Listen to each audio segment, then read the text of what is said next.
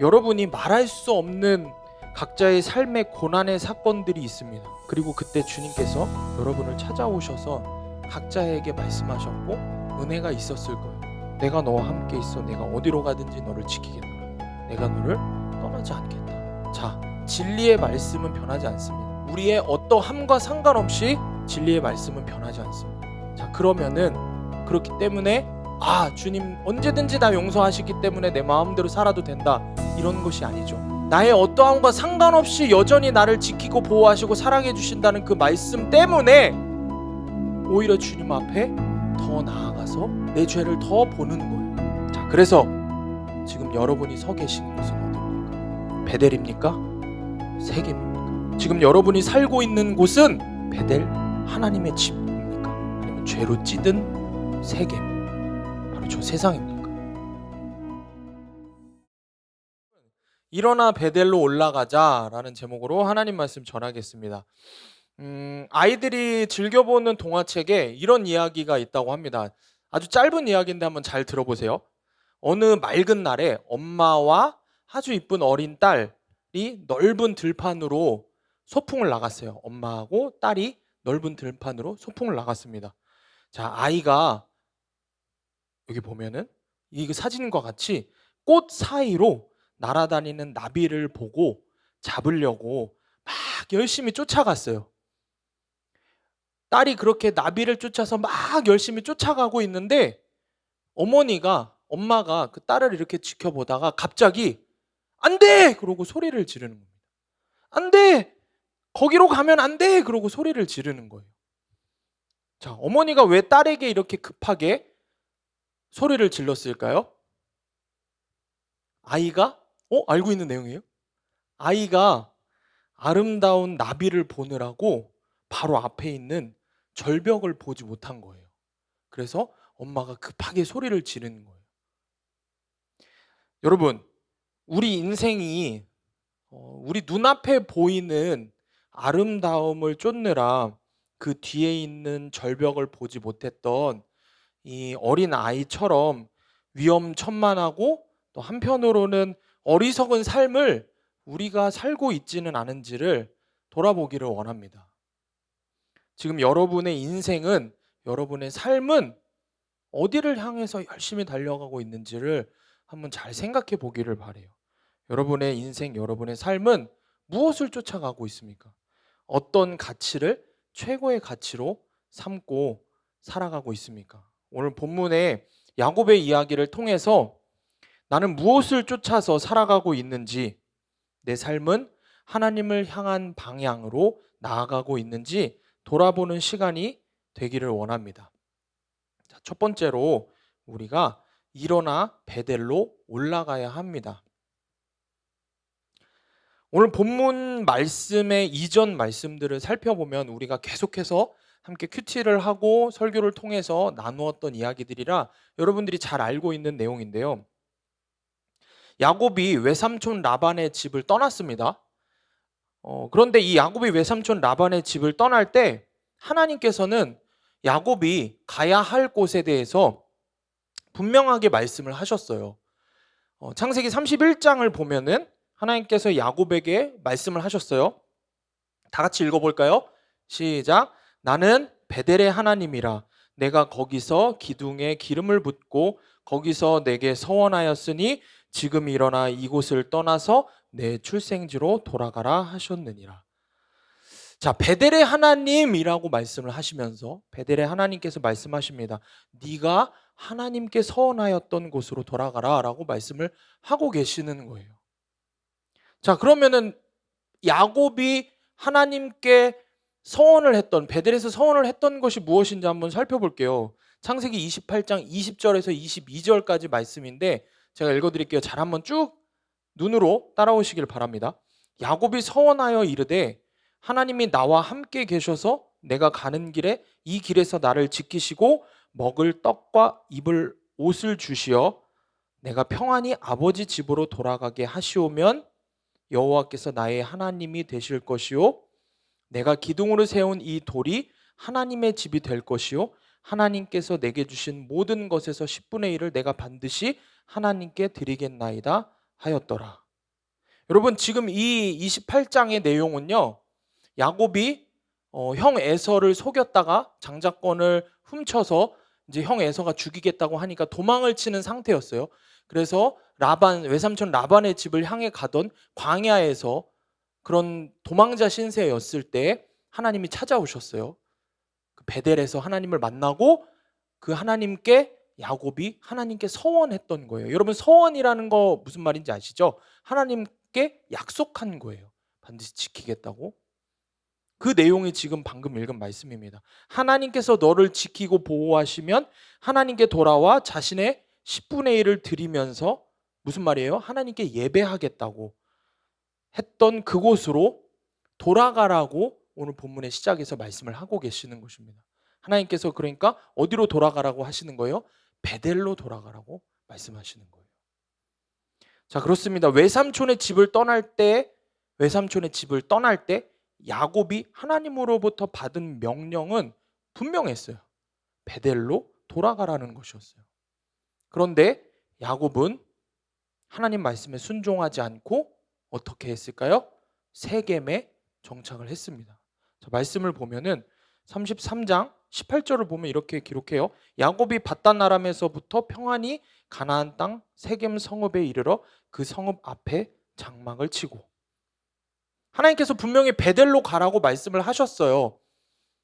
너의 출생지라고 이야기하셨는데 그 이야기를 하시면서 너의 고향 땅으로 가나안 땅으로 돌아가라고 하셨지만 거기서 특별히 하나님께서 뭐라고 말씀하셨냐? 베델의 하나님이 얘기하신다고 하시면서 상기시키신 게 뭐예요?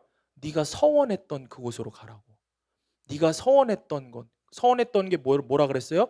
내가 하나님이 나를 지키고 보호하시면 그럼 내가 나의 소유의 10분의 1을 하나님께 드리며 예배하겠습니다. 이곳에서 다시 와서 예배하겠습니다. 베델로 다시 돌아와서 반드시 하나님 예배하겠습니다. 했는데 그렇게 서원했는데 하나님께서 어떻게 하셨어요? 20년 동안 외삼촌 라반의 집에서 야곱을 지키고 보호하시고 엄청난 축복을 허락하셨어요. 그래서 이제 야곱이 외삼촌 라반의 집을 떠나서 오게 되는 거죠. 그럼 당연히 야곱이 어디로 갔어야 돼요? 베델로 갔어야 돼요. 베델은 실제로 야곱이 출생한 헤브론을 가기 바로 직전이 베델입니다. 세겜이 있고 그 다음에 베델이 있고 그 다음 헤브론이 있어요. 그 이야기는 세겜을 생각하지 않았을 때 베델을 거쳐서 자기가 출생한 자기 아버지 부모님이 계시는 곳으로 가게 되는 게 정상적인 루트였던 거예요. 베델에서 하나님을 예배하고 하나님께 11조를 드리고 서원했던 것을 이루고 그러고 자신의 출생지로 돌아가면 되는 거였어요. 그런데 지금 야곱은 어디에 정착을 했다고요? 세겜에 정착을 했다고요. 여러분 야곱이 베델이 아닌 세겜으로 간 이유가 무엇입니까? 야곱이 하나님께서 가라고 명령하신 베델이 아닌 세겜으로 간 이유는 아주 단순하고도 분명해요. 세겜은 당시 교통의 요충지라고 했습니다. 그래서 또 다른 표현에 따르면은 목축을 하기에 굉장히 좋은 땅이었다고 해요. 양을 치던 야곱 자신에게 이득이 될 것이라고 생각한 거예요. 세겜 땅이. 어때요? 우리가 야곱을 어떻게 알고 있습니까? 계산에 능한 사람이에요. 딱 야곱다운 모습이죠. 계산기를 두드려 보니 세겜으로 가는 게 누구에게 이득이에요? 자기에게 이득인 거예요. 하나님의 뜻은 분명하지만 당장 나에게 이득이 되는 게 어디예요? 세겜인 거예요. 계산에 빠른 야곱, 속이는 자 야곱다운 행보인 거죠. 세겜으로 간 것은. 그리고 이 세겜의 또 다른 이면을 살펴보면은 교통의 중심지, 요충지면서 목축을 하기 좋은 당시의 땅이라고 하면은 어땠겠어요? 문화가 발달한 곳이었어요, 세겜은. 또 다른 말로 이야기하면은 가나안의 타락한 이방신과 여러 가지 더러운 잡신과 그런 문화들이 넘쳐나는 곳이 바로 세겜이었습니다. 어때요? 야곱은 자기가 누리고 싶은 모든 거를 다 누릴 수 있었어요. 베델이 아닌 세겜을 가면.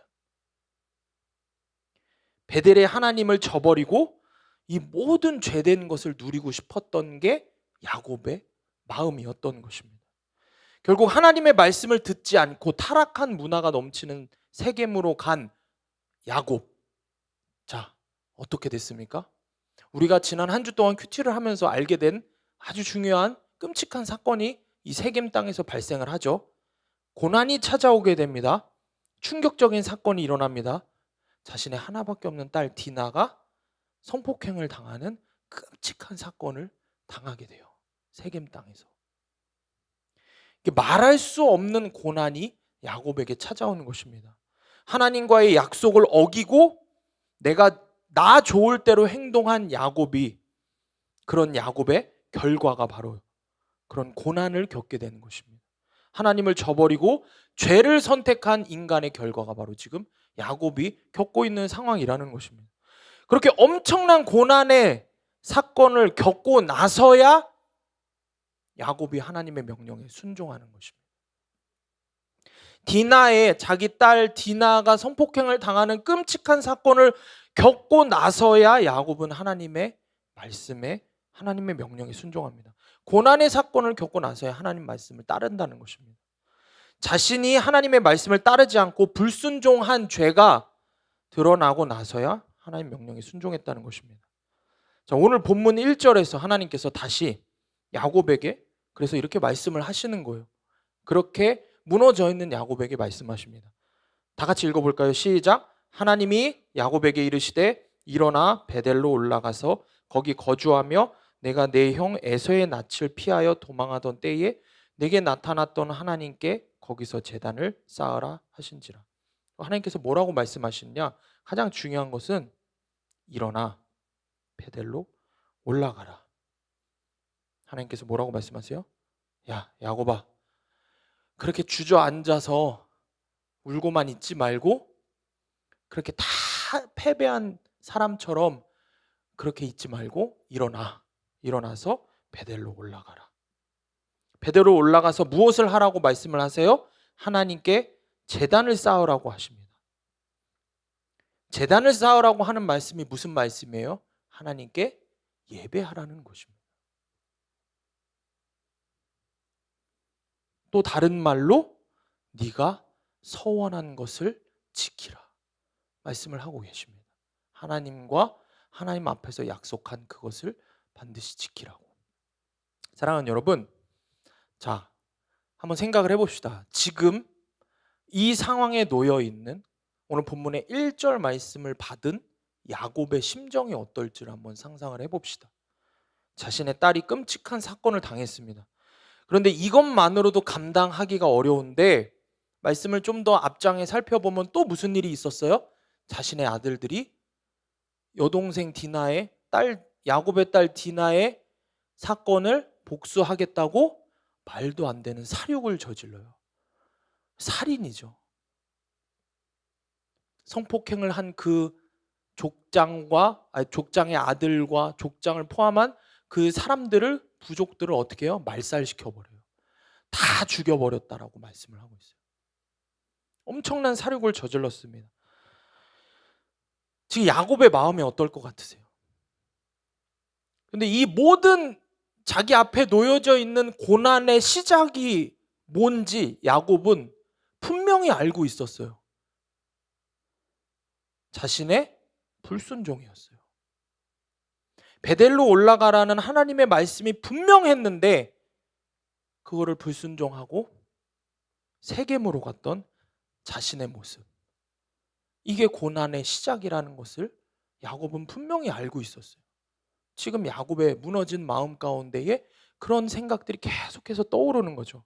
여러분, 그런데 이 말씀을 묵상하는 가운데에 더 놀라운 것은 뭐예요? 정말 비참한 것은 조금 더 깊이 묵상을 하게 하는 단어가 있습니다. 여러분, 이 베델이라는 이름의 뜻이 뭔지 아시죠? 베델이라는 이름의 뜻이 뭐예요? 하나님의 집이라는 뜻입니다. 베델은 하나님의 집이에요. 여러분, 이게 주는 의미가 무엇일까요? 하나님께서 베델로 올라가라, 베델로 가라 라고 하시는 것은 무슨 뜻이에요? 단순히 베델이라고 하는 한 지역으로 가라고 하시는 게 아니죠. 야곱에게 뭐라고 말씀하시는 거예요? 하나님 집으로 오라고. 20년 동안 유랑하던 그 야곱에게 뭐라고 말씀하시는 거예요? 너 이제 나의 집으로, 하나님의 집으로 돌아오라고. 그렇게 말씀하시는 거예요. 야곱은 하나님의 집으로 오라고 하신 주님의 말씀에 그런데 정면으로 불순종하고 타락한 문화와 우상, 죄가 찌들어 있는 세상, 그 세겜을 어떻게 해요? 스스로 자기가 선택해서 떠난 것입니다. 그곳으로 향한 거예요. 여러분 보세요. 단순하게 이렇게 생각할 수 있어요. 하나님의 집과 세상이라고 하는 이 두 가지 갈림길에서 야곱은 철저하게 세상을 선택해서 그 길로 간 거예요. 스스로 자신이 선택해서 어떻게 한 거예요? 하나님의 품을 떠나서 세상으로 간 거예요. 그렇게 하나님의 집을 등지고 스스로 선택해서 세상을 간 것입니다. 오늘 말씀이 주는 의미는 이런 내용입니다. 그런데 그렇게 세상으로 간 그가 마주하게 된 결론은 결국에 뭐였어요? 말도 안 되는 고난이었어요. 성경에서도 찾아볼 수 없는 더 심한 고난이 있을까 싶을 정도로 자기의 자식들이 딸이고 아들이고 다 어마어마하게 끔찍한 사고를 친 거예요. 참혹한 고난을 겪게 됐습니다. 사랑하는 여러분, 지금 야곱의 심정을 계속 우리가 떠올려 보기를 원해요. 말로 다 표현할 수 없을 만큼 참담했습니다. 하나님 앞에 나아가서 여러분, 지금 야곱이 자신의 상황을 하나님 앞에 아뢰어 기도나 제대로 할 수 있었겠습니까? 기도나 할 수 있었겠냐는 거예요. 그냥 고난을 겪었다고 하면 하나님 앞에 나와서 기도를 할 수도 있었겠죠. 그런데 야곱은 알고 있잖아요. 자기 스스로 선택해서 하나님의 집을 떠난 거예요. 하나님의 집을 가지 않고 세겜 땅으로, 세상으로 간 거예요. 자기가 스스로 선택해서 그렇게 간 거예요. 분명하게 하나님의 뜻을 알고 있었고 자신이 하나님 앞에 서원하는 것도 알고 있었고 그 서원한 것을 그대로 지키신 20년 동안 지키신 하나님도 알고 있었고 그런데 어떻게 해요? 자기 좋을 대로 세상을 향해서 갔어요. 그런데 거기서 그런 말도 안 되는 고난을 받게 된 거예요. 그런 고난을 겪은 야곱이 무슨 염치로 하나님 앞에 나아가서 기도를 하겠습니까? 무슨 염치로 하나님 앞에 나아가서 이야기를 할 수나 있었겠어요? 야곱의 심정이 어땠겠어요? 바닥으로 떨어지되 그냥 진짜 가장 밑바닥으로 떨어진 비참한 인생이 된 게 지금 야곱의 모습인 거예요. 그런데 그때 완전히 더 이상 내려갈 곳이 없을 정도로 처절하게 내려간 처참하게 무너져 있는 그때에 주님 손을 자기가 스스로 뿌리치고 스스로 선택해서 죄 가운데 찌들어 있다가 쫄딱 망한 그때에 주님이 찾아오셔서 말씀하시는 거예요. 1절 말씀에 네가 네 형 에서의 낯을 피하여 도망하던 때에 주님이 말씀하시는 게 뭐예요? 야곱의 귀에 지금 주님의 이 말씀이 어떻게 들렸을까요?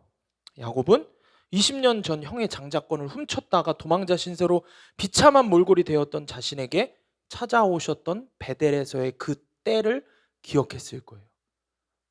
주님 찾아오셔서 기도조차도 할 수 없고 주님 간구도 못할 염치도 없는 그런 상황인데 주님이 찾아오셨어요. 그것만으로도 미칠 것 같은데 그 주님이 하신 말씀이 무엇을 상기시키신 거예요? 자기가 도망하던 때에 20년 전 똑같이 자기가 완전히 무너져 있을 때 찾아오셨던 주님, 그 이야기를 하시면서 찾아오신 거예요.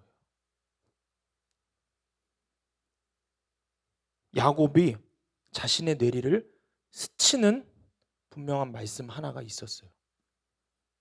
20년 전 그날 그곳 베델에서 주님이 약속하셨던 말씀이 떠오르는 거예요. 28장 15절 말씀 다 같이 읽어보겠습니다. 시작.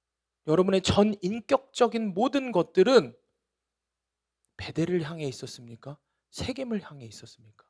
여러분은 지금 어디에 서 있습니까? 여러분, 말씀 앞에 바로 우리를 돌아보고 말씀 앞에 서보기를 바래요. 우리는 스스로 선택해서 주님의 품을 떠났습니다.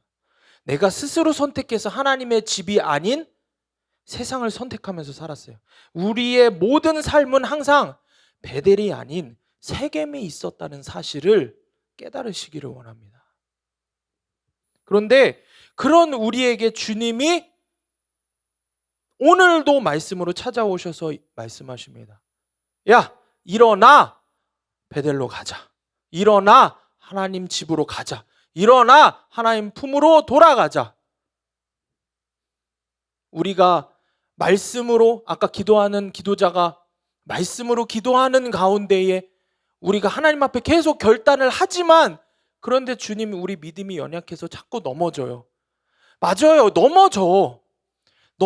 그렇기 때문에 이거 해봐야 소용없어, 이게 아닙니다. 넘어져. 우린 믿음이 연약해. 그렇기 때문에 나는 힘이 없어.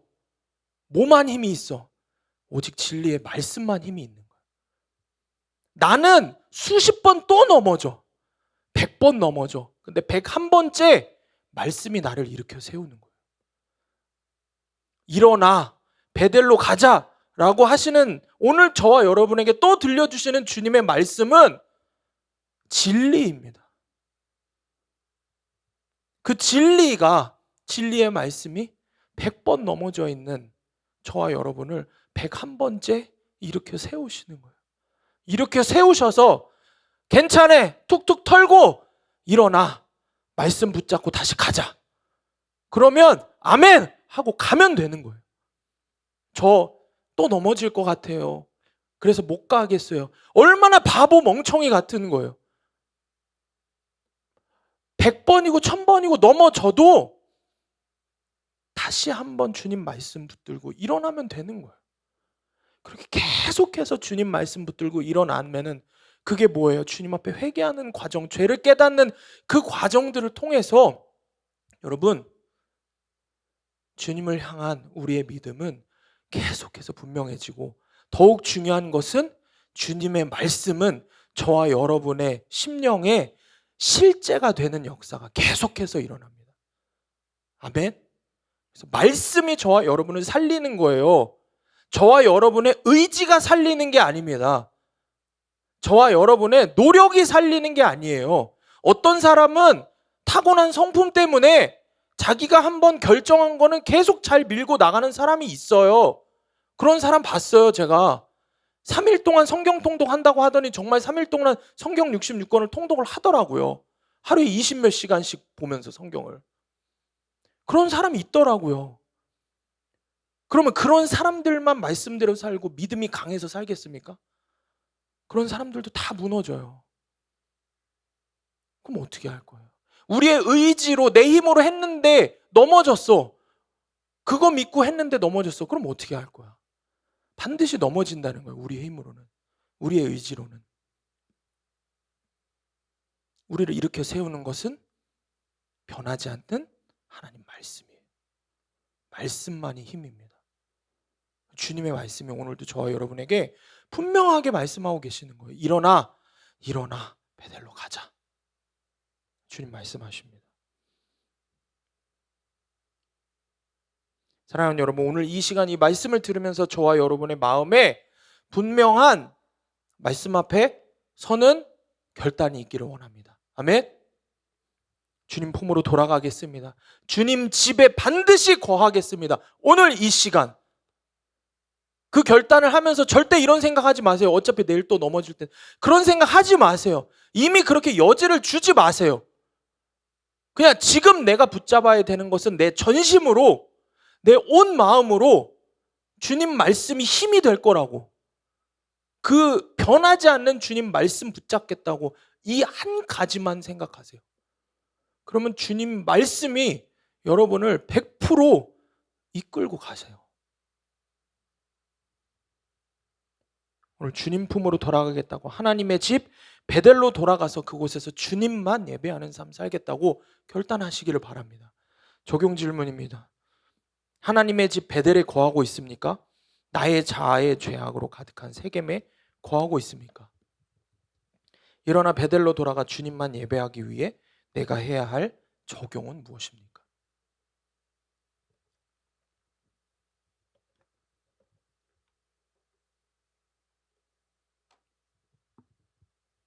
두 번째로, 야곱을 이스라엘로 바꾸시는 하나님께 우리가 온전히 나아가야 합니다. 자, 일어나 베델로 올라가 주님만 예배하기 위해서 이제 결론적으로 야곱이 한, 말씀 앞에 선 야곱이 한 적용, 말씀의 적용, 이게 뭔지를 살펴봐야 돼요. 말씀의 적용. 2절 말씀 다 같이 읽어볼게요. 시작. 야곱이 이에 자기 집안 사람과 자기와 함께한 모든 자에게 이르되 너희 중에 있는 이방 신상들을 버리고 자신을 정결하게 하고 너희들의 의복을 바꾸어 입으라.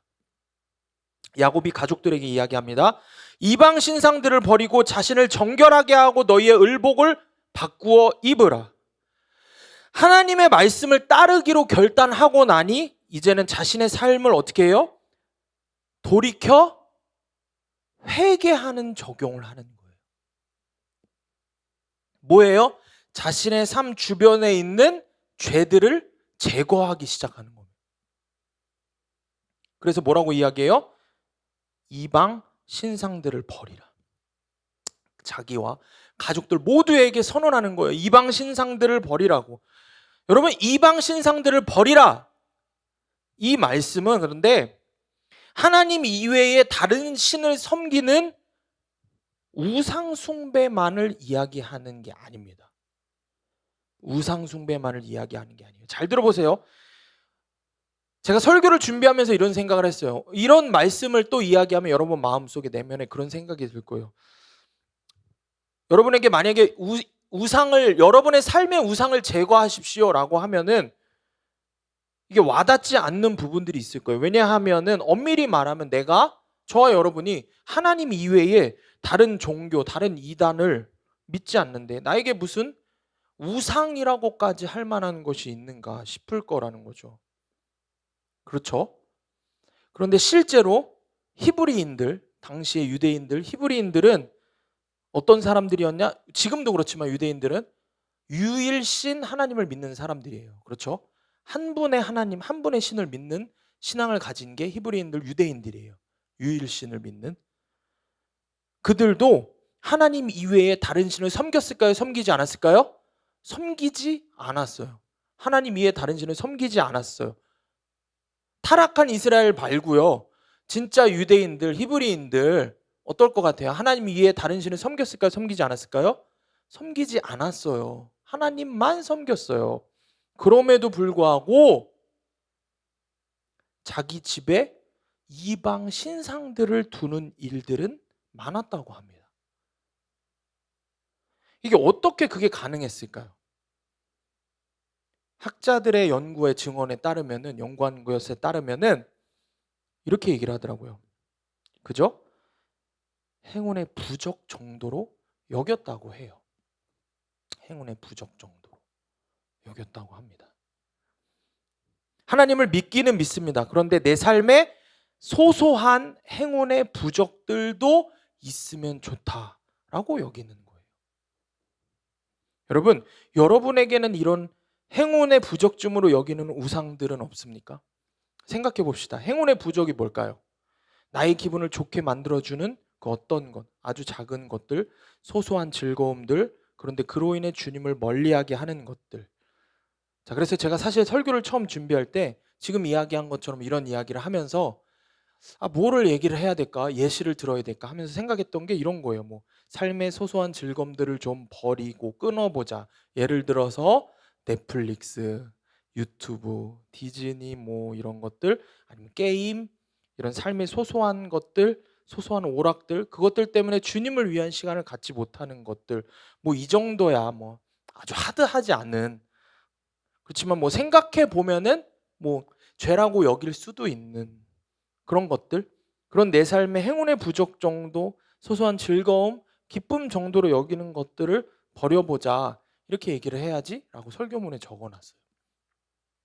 그런데 말씀을 준비하면서 이제 이번 주에 수요 저녁 예배 오시는 순회 선교사님의 말씀을 우연히 찾아서 듣게 됐어요. 선교사님이 말씀의 인트로에서 이런 질문을 하시더라고요. 이런 말씀을 하시더라고요. 이렇게 얘기하셨어요. 여러분의 신앙생활에서 일어나지 말아야 한다는, 절대 일어나지 말아야 하는 비극적인 일이 있다면 무엇이라고 생각하십니까? 이렇게 질문을 하시더라고요. 내 신앙, 내 믿음 생활에서 이런 비극은 일어나지 말아야지 하는 거. 그러면서 말씀하셨어요. 뭐 이런 생각을 하십니까? 예를 들어 육체의 고난 같은 것이 떠오르시나요? 삶의 어려움, 고난 이런 것들을 떠오르시나요? 그러면서 선교사님 이런 얘기를 하시더라고요. 저는 제가 자주 하는 기도의 내용이 있습니다. 이런 기도를 하신다고 해요.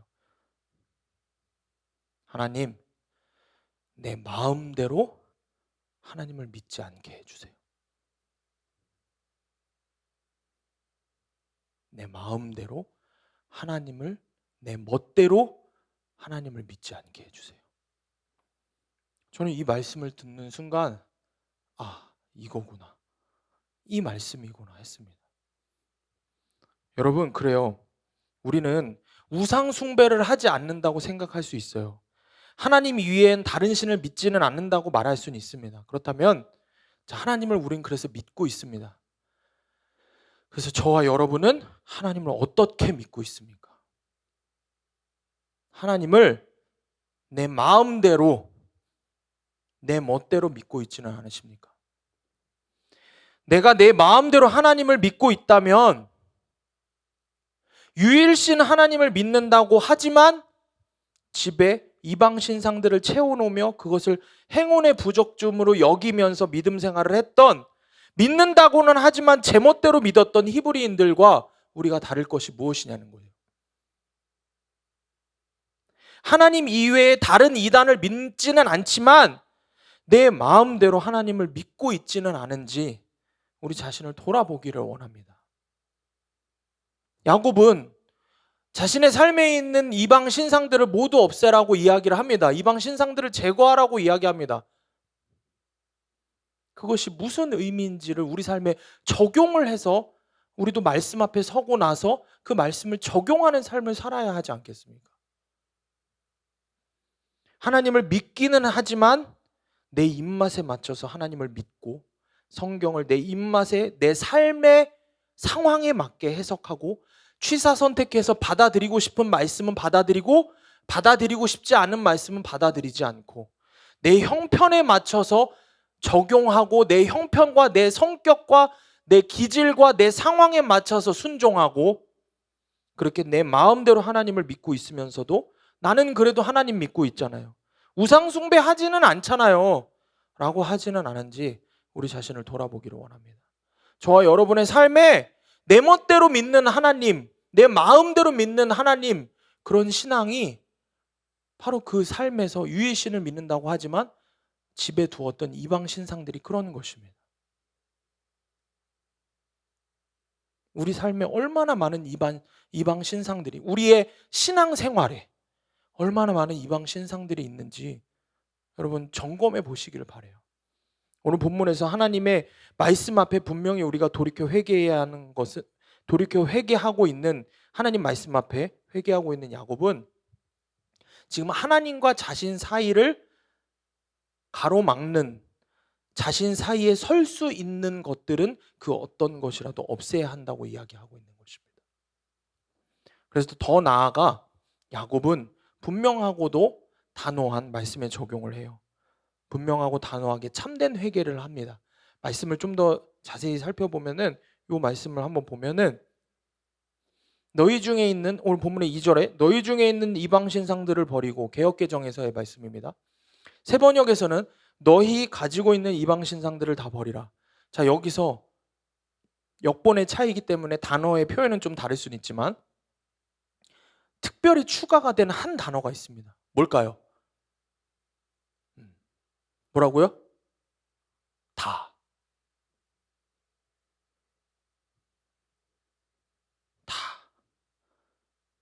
전부를 말씀하고 있는 거예요. 여러분, 이게 참된 회개입니다. 야곱이 이후에 하나님의 축복을 받은 이유는 뭐예요? 말씀에 적용을 하고 말씀에 순종하고 돌이킬 때에 어떻게 했어요? 전부를 내려놓는 회개를 하는 거예요. 전부를 버리고 전부를 내려놓고 전부를 인정하는 게 참된 회개입니다. 하나님과 나 사이를 가로막는 그 어떤 것이 있으면은 그 어떤 것 하나라도 다 주님께 고백하는 거예요. 제거하는 거예요. 하나님 말씀대로 사는 것에 가로막는 그 어떤 것도 우상이 된다고 여기는 거예요. 그리고 그것을 내 마음대로 하나님 믿으려고 했던 모든 삶의 방식과 가치관, 나의 뜻 이런 걸 다 내려놓는 것입니다. 제가 설교 때 여러 번 이야기를 했던 조셉 얼라인의 돌이켜 회개하라라는 책이 있습니다. 청년들 꼭 기회가 되면 꼭 한번 읽어보기를 바래요. 돌이켜 회개하라는 책에 이런 문구가 있습니다. 회개는 낡은 건물을 뜯어 고치는 것이 아니라 전부 허물고 새로운 건물을 세우는 것이다. 믿으십니까? 회개는 이러는 것입니다. 지금 야곱은 이런 회개를 하고 있는 거예요. 사랑하는 여러분, 우리는 세겜을 버리고 베델로 올라가야 합니다. 아멘이십니까? 우리는 세상을 철저히 버리고 하나님 집으로, 하나님 품으로 돌아가야 합니다.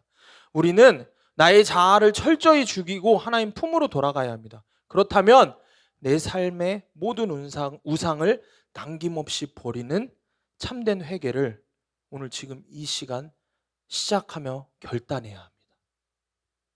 사랑하는 여러분, 야곱과 같이 이방 신상 전부를 제거하는 회개를 할 때 주님의 은혜가 비로소 임하게 됩니다.